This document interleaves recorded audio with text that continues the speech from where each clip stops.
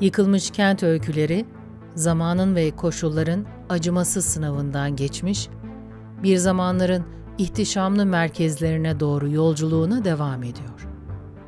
Bu bölümde Indus Vadisi'nin derinliklerinden Güneydoğu Asya'nın ormanlarına, oradan da insanlığın en karanlık anlarından birine ve nihayetinde geleceğin teknoloji kabusuna uzanacağız. Yıkılmış Kent Öyküleri başlıyor.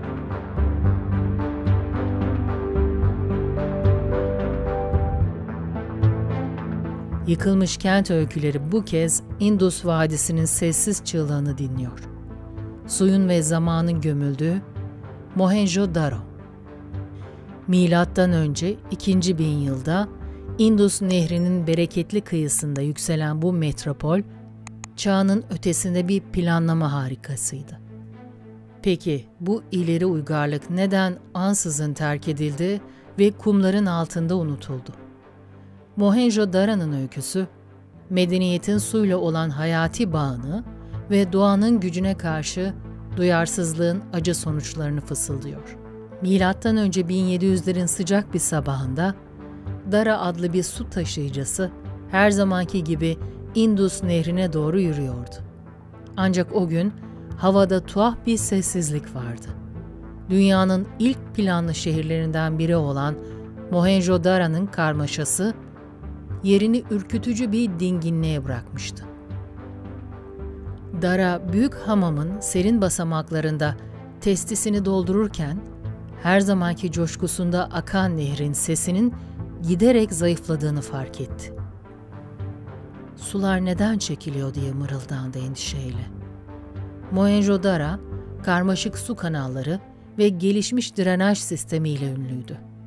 Şehrin mühendisleri nehrin bereketini şehre taşıyor, yaşamı mümkün kılıyordu. Ancak o yıl doğanın dengesi bozulmuştu. Mevsimler şaşmış, yağmurlar azalmış, Indus Nehri yavaş yavaş kuruyordu.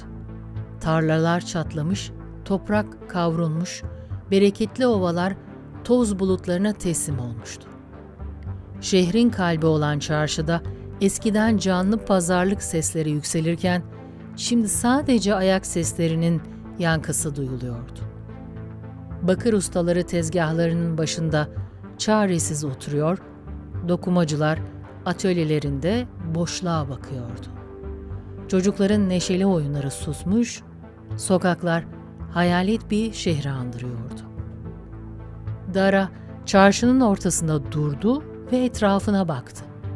Bir zamanlar kalabalık olan sokaklar şimdi bomboştu. Komşuları, arkadaşları, tanıdık yüzler. Hepsi sessizce terk etmişti. Şehir, suyun çekilmesiyle birlikte yaşamın da çekildiği bir kabuğa dönmüştü. Yüzyıllar sonra 1920'lerde arkeologlar kumların altında bu antik kenti gün yüzüne çıkardı. İyi korunmuş yapıları, gelişmiş şehir planlaması ve etkileyici mühendislik harikaları.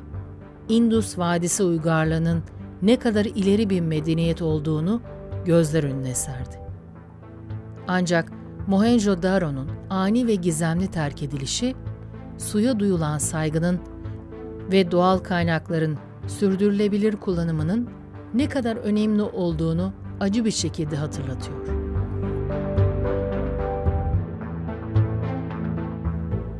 Yıkılmış Kent Öyküleri, ormanın zaferini anlatıyor. Khmer İmparatorluğu'nun kayıp başkenti Angkor, bir zamanlar ihtişamlı tapınakları, geniş su kanalları ve milyonluk nüfusuyla dünyanın en büyük şehirlerinden biri olan Angkor, neden bir anda terk edilerek ormanın insafına bırakıldı? Angkor'un öyküsü, insan hırsının sınırlarını, doğal dengenin önemini ve doğanın nihai gücünü gözler önüne seriyor. 1431 yılı. Angkor Thom'un devasa taş surları, Tay ordularının amansız saldırısı altında çatırdıyordu. Sofya, şehrin kalbi olan Bayon Tapınağı'nın devasa taş yüzlerinin dingin gülümsemesine bakarken zihninde bir soru yankılanıyordu. Bu muazzam imparatorluk nasıl bir sona sürüklendi? Bir zamanlar sulama kanallarıyla bereketi sağlanan tarlalar, ihtişamlı törenlerin yapıldığı tapınaklar ve canlı hayatıyla dolu sokaklar, şimdi savaşın gölgesi altında soluyordu. Sofya son muhafızların da geri çekildiği surlarda yapayalnız kalmıştı. Tay askerlerinin naraları yaklaşıyor, imparatorluğun sonunun habercisi gibi yankılanıyordu. Gözleri bir zamanlar görkemli törenlere sahne olan yollarda gezindi. Fil dişleriyle süslü arabalar, dansçıların zarif figürleri ve rahiplerin mistik duaları hayal meyal canlandı zihninde.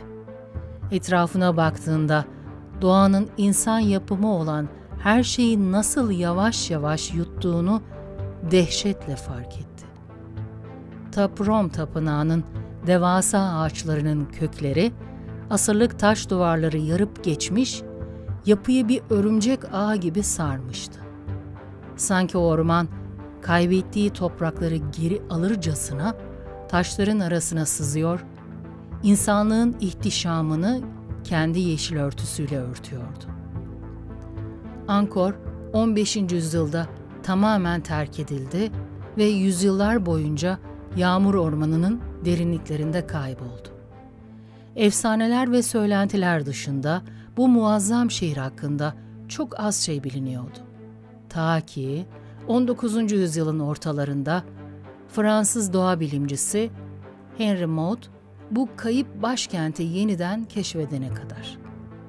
Dev ağaçların ve sık orman örtüsünün altında yatan tapınaklar, bir zamanlar görkemli Khmer İmparatorluğu'nun sessiz tanıklarıydı. Angkor'un taşları arasında fısıldayan ormanın sesi, insanlığın hırsının ve doğanın gücünün dengesini hatırlatıyor. Yıkılmış Kent Öyküleri, bir sonraki bölümde insanlığın kendi eliyle yarattığı bir yıkıma, İkinci Dünya Savaşı'nın dehşet verici simgesi Hiroşima'nın trajik öyküsüne doğru ilerliyor.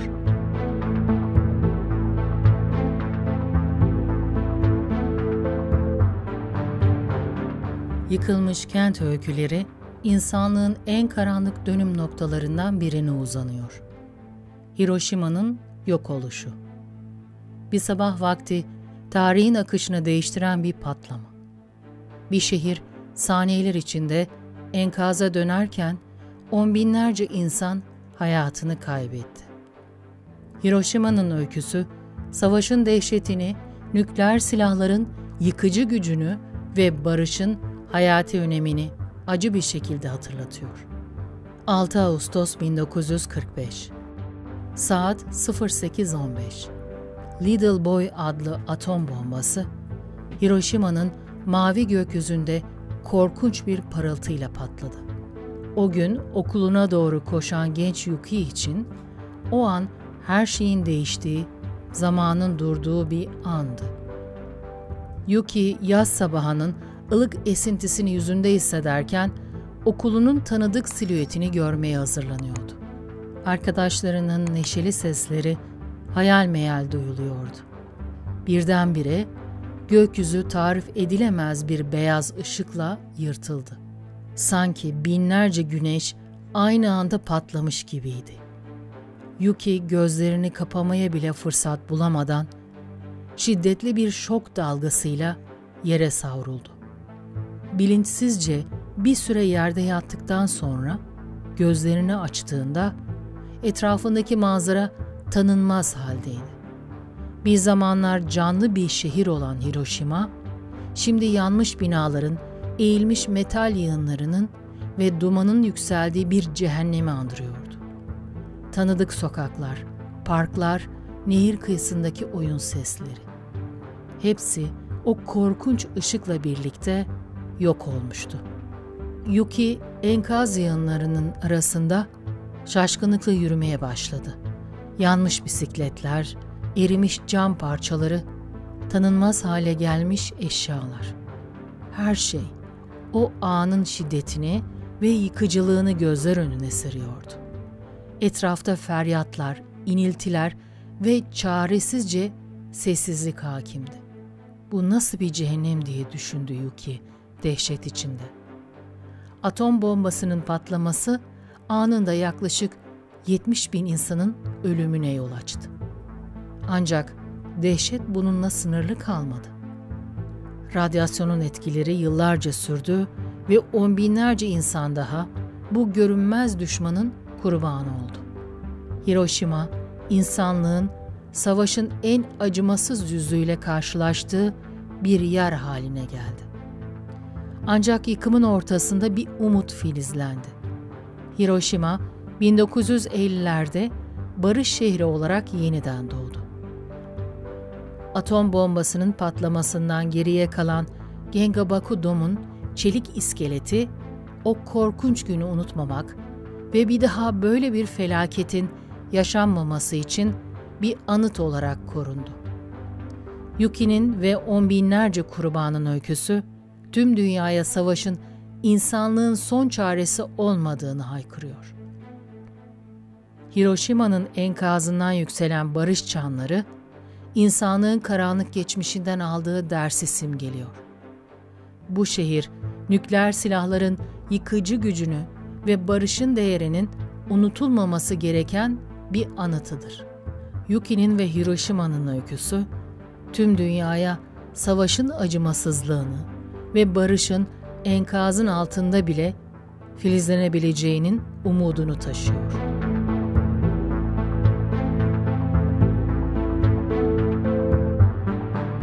Yıkılmış kent öyküleri, geleceğin teknoloji uçurumuna bakıyor. Sibernetik çöküşün kurbanı Erebos Nekus. Bir zamanlar yapay zekanın kalbi, kuantum bilgisayarın ve sınırsız dijital dünyanın merkezi olan bu metropol, neden bir anda terk edilmiş bir enkaz haline geldi?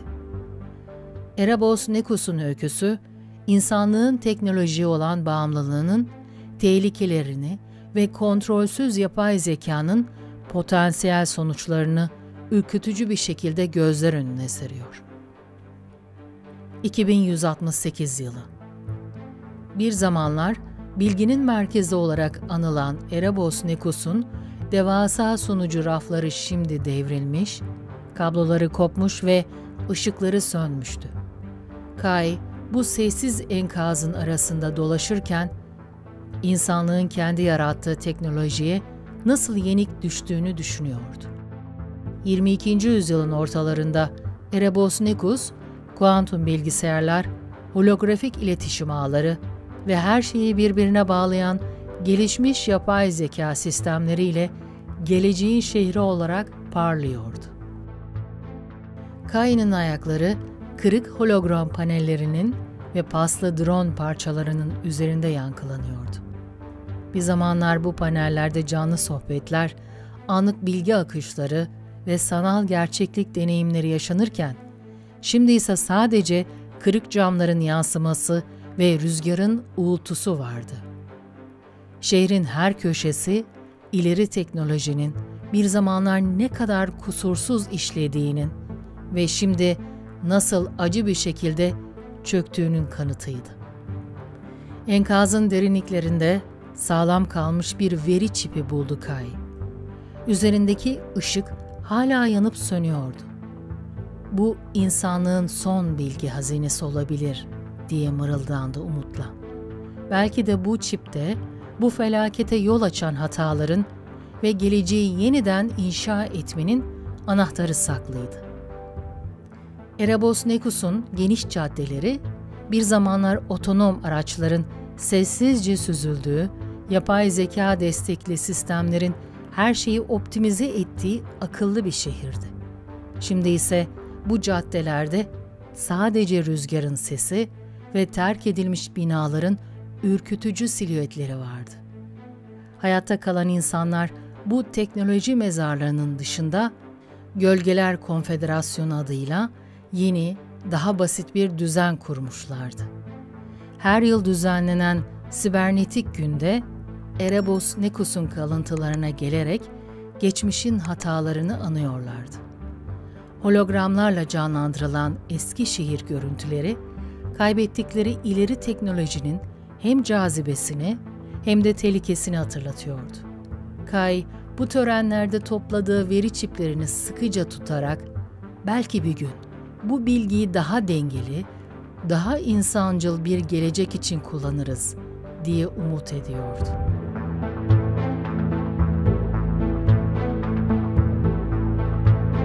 Mohenjo-daro'nun kumları, Angkor'un ormanları, Hiroşima'nın enkazı ve Erebos-Nekos'un çipleri. 4 farklı zaman diliminde 4 farklı yıkım öyküsü. Tarih bize şunu tekrar tekrar öğretiyor. İnsan doğaya ve kendi icatlarına saygı duymazsa yıkım kaçınılmazdır. Ancak bu öyküler aynı zamanda bir umudu da barındırıyor. Geçmişten ders çıkararak, doğayla uyum içinde yaşayarak ve teknolojiyi bilgelikle kullanarak geleceğin yıkılmış kentlerinin öykülerini yazmaktan kaçınabiliriz.